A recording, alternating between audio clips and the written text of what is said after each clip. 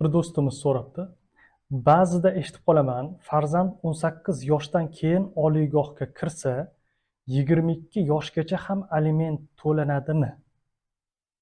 Hozir bu videoda shuni ko'rib chiqamiz.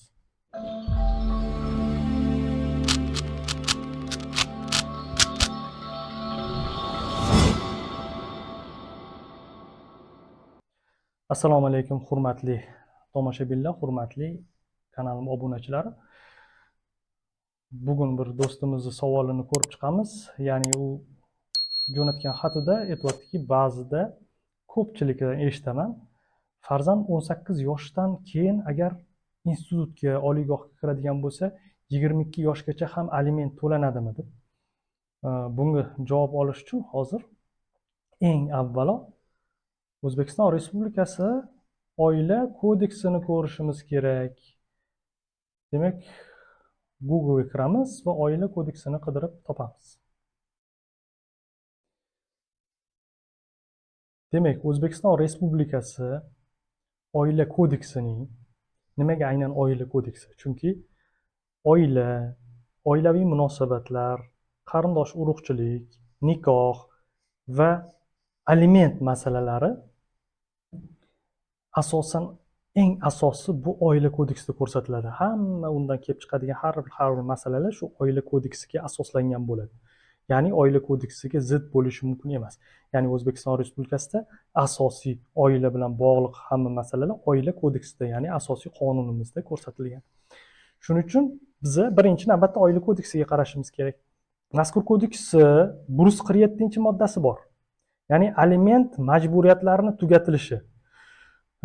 Bu moddada qachon aliment tugashi to'g'risida hamma alimentlar sanab chiqilgan.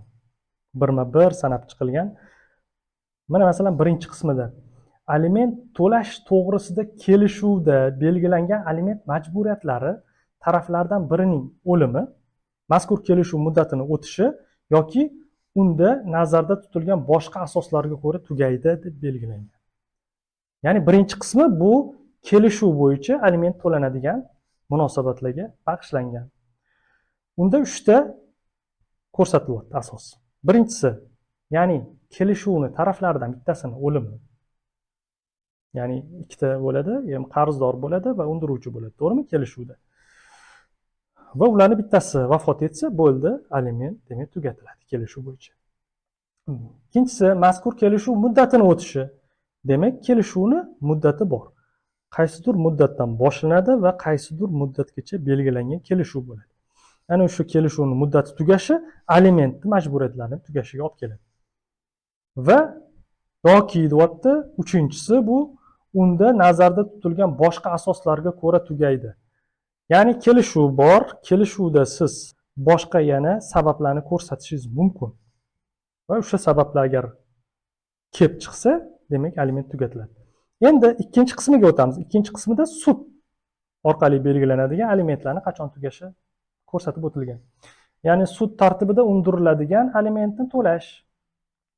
Birinchisi bola bilan bog'liq, farzand bilan bog'liq aliment.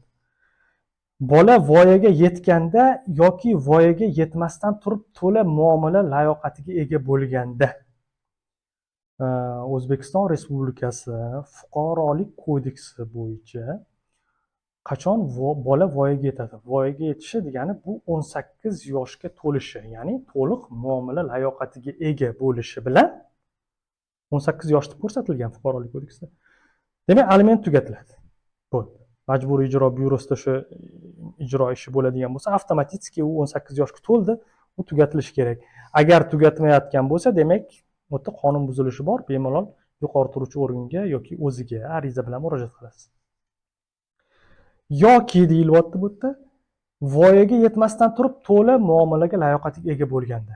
Endi mana shunaqa narsa belgilanganki, O'zbekiston Respublikasi Fuqarolik kodeksida inson 18 yoshga to'lmasdan ham muomala layoqatiga ega bo'lishi mumkin. Bu emansipatsiya bo'lishi mumkin. Emansipatsiya bo'yicha alohida tema qilamiz. U bo'yicha videoda tushuntirib beraman, qanaqa holatlarda emansipatsiya bo'ladi. Va yana ikkinchisi bu turmushga chiqqanda yoki oila uylanganda. ya'ni nikoh, qonuniy nikohga kirishganda. Bizda bilasizlar 17 yoshdan ham uylanishi mumkin, turmushga chiqishi mumkin. Yoki 17 yoshdan uylangan bo'lsa, 18 yoshga 1 yil qolgan bo'lsa ham уже to'la muomalaga layoqatli deyiladi, aliment tugatiladi. Tushunarli? Bu birinchi ketdi.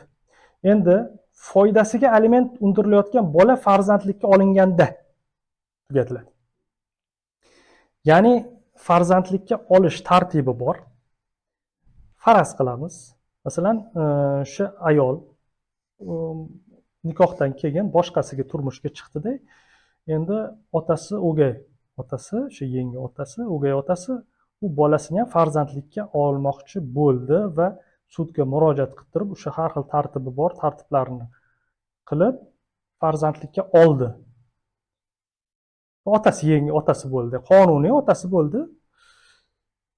Farzandlikka olgandan keyin oldin aliment to'lab yurgan demak otasi bu farzandlikka bunga o'tganidan keyin farzand demak aliment tugatiladi. Endi majburiyat yangi otaga, bo'yniga qo'yiladi. Tak. Foydasiga aliment undirilayotgan bola farzandlikka olinganda buni o'tdiga bo'ldi. Tak, adashib ketdik. Sud aliment oluvchining mehnatga layoqati tiklangan yoki uni yordamga muhtoj bo'lmay qolgan deb topganda. Bu aynan farzand bilan bog'liq bo'lmasligi mumkin. Alimentni boshqa turlari ham bor. Masalan, xotinni bir-biriga to'laydigan alimentlari bor. O'shanda va xotindan bittasi mehnatga layoqatsiz bo'lib qolsa yoki o'sha farzand ham bo'lishi mumkin. Bu farzand ham 18 yoshdan keyin mehnatga layoqatsiz bo'lib qolsa, qanaqangi nogironligi bor, vaqtinchalik o'sha mehnatga layoqatsiz bo'lib qolgan paytida aliment undirish huquqi vujudga keladi. Shu paytda ham mehnatga layoqatsizligi tiklanganda, ya'ni layoqati tiklanganda, mehnatga layoqatsizligi tugatilib, mehnatga layoqati tiklanganda va uni yordamga muhtoj bo'lmay qolgan deb topganda, ya'ni sudga murojaat qilishingiz mumkin. Mana agar tiklanmagan paytda ham siz ko'ryapsiz, u o'zi sog', lekin hali ham mehnat layoqatini o'zi tiklamagan. Siz yana sudga murojaat qilishingiz mumkin. Mana bu mehnatga layoqat tiklandi, sog' yuribdi, boshqa qilibdi va shu holatda ham aliment tugatiladi. Tak. Mehnatga layoqatsiz, yordamga muhtoj aliment oluvchi sobiq yoki xotin yangi nikohga kirganda. Yuqorida aytib o'tdim-a, va xotin ham bir-biriga aliment to'lashi mumkin. Bu mehnatga layoqatsizlik bilan bog'liq bo'lgan bo'ladi. Mana o'sha paytda mehnatga layoqatsiz bo'lib turibdi, aliment to'lab boryapti. Lekin sobiq yoki sobiq xotin boshqa turmushga chiqqanda, boshqasiga uylanganda, yangi nikoh bo'ldi va oila qurildi. O'shanda eski sobiq yo sobiq xotini aliment majburiyatdan qutuladi, ya'ni aliment tugatiladi. Bo'ldi, endi boshqa xotin bor degani. Va oxirgisi aliment oluvchi yoki aliment to'lashi shart bo'lgan shaxs vafot etganda tugatiladi. Aliment oluvchi yoki aliment to'lashi shart bo'lgan shaxs vafot etganda tugatiladi. Aliment shunaqa narsaki, aliment shu shaxsni hozirgi hayotligi bilan bog'liq bo'ladi. Aliment huquqi meros bo'lib hech kimga qolmaydi va qarzdorligi ham hech kimga meros bo'lib qolmaydi. Ya'ni u shaxs aliment to'lovchi vafot etganda bo'ldi, aliment tugatiladi. Aliment oluvchi ham vafot etganda bo'ldi, aliment tugatiladi. Mana shu asoslarga ko'ra aliment tugatilishi mumkin. Boshqa qanaqadir kimdir gapiradimi? 22 yoshga to'lanar ekan, bunaqa degan narsalar o'tmaydi, demak, hammasi mashindan kelib chiqadi. Shuning uchun har xil insonlarni, har xil odamlarni gap so'zlariga, dur gap deydimi, nima shunaqa narsalarga ishonverish kerak emas. Agar savolingiz bo'ladigan bo'lsa, malakali yurist, advokatlarga boring. Bekordan bekorga litsenziya olib shug'ullanmaydi va o'zingizni savollaringizga, o'zingizni muammolaringizga aniq javob olishni o'rganinglar. Kimlarnidir qanaqadir gaplariga qarab turib, o'zingizni hayotingizni o'zingiz barbod qilmang. Agar videomiz yoqqan bo'lsa, like bosing, do'stlaringizga ulashib qo'ying. Savollaringiz bo'ladigan bo'lsa, menga yozinglar. Men videoni tagida qanaqa aloqa qilishlarini hammasini ko'rsatib o'taman. Va kelgusida ko'rishguncha xayr. Kanalimizga ham obuna bo'lib qo'ying. Yangi videolar chiqishni boshlaydi Xudo xohlasa tez orada.